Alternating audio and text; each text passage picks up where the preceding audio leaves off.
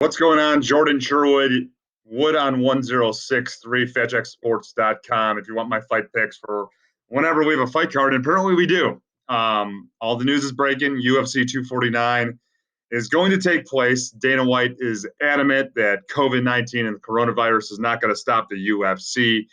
And a lot of credit where credit's due for his wherewithal, his leadership to try and get sports back on the radar.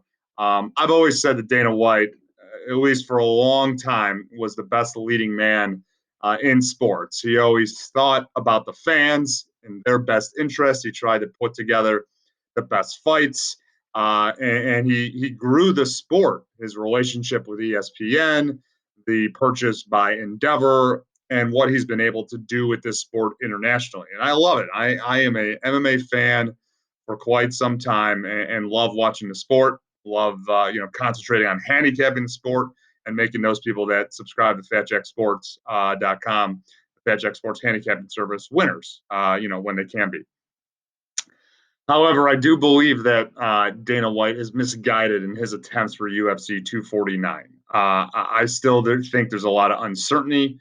There's a lot of things that we need to learn about COVID-19 and the coronavirus. And right now, all we really know is ways to be safe with social distancing, the washing of your hands, not going out in public, keeping public gatherings of less than 6 people. But seemingly Dana White is going against that. And he has somehow secured a venue for UFC 249 in the western part of the United States. And he's going to fly and get all these fighters together in one particular area and then not tell them.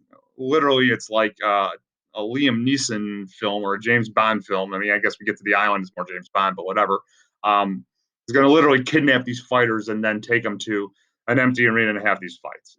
And I just don't think it's a smart move. I mean, I know all of us as a society need a distraction in sports, would love it if we could get together, video chatting, FaceTiming, and watch UFC 249 on ESPN Plus. But I just think that there's so much uncertainty and so much risk involved in getting small gatherings of people and putting professional athletes in danger of hurting their immune systems. Cutting weight is no joke. And I just read a story on ESPN that I think 5 of the last 5 fight cards have sent people to the hospital. We don't need to overload our healthcare system even more. My understanding is that here in Florida, where I am, we're going to be overrun at our hospitals, not for another 2.5 weeks. But Dana White's going against that. I don't agree with it, but I'm not going to say that I'm not going to watch it, because I am. I'm going to watch the fights. I'm going to enjoy next Saturday night, and I'm going to handicap some winners. But I do think it's misguided. And I think that Dana White should really look in the mirror and hopefully this is successful and it's not something that we're going to look back on as one of the most error committed decisions that was made by a person of his significance, of his importance in quite some time. So I'll have fight picks next week, FatJackSports.com, Wood on 1063, and be safe out there. Be healthy, be safe.